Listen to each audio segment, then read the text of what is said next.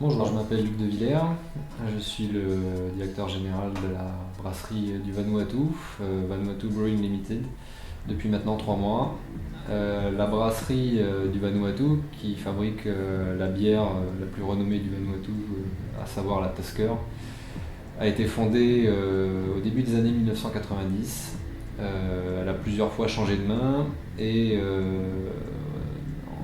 durant l'année 2008, elle a été rachetée par le groupe Caillard, le groupe Froico.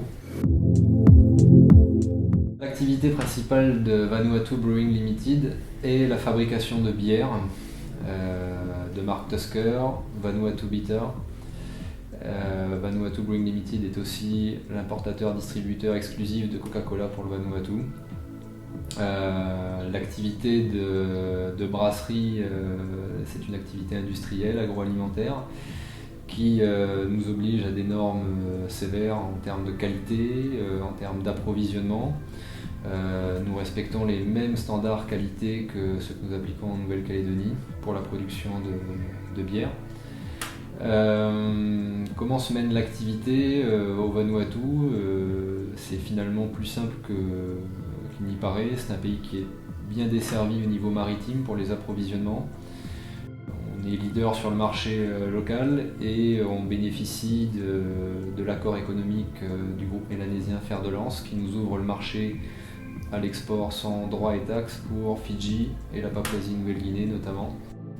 La production de bière est intégralement revendue sur le marché local. Le marché local, c'est 250 000 habitants à peu près, dont 50 000 sur FAT.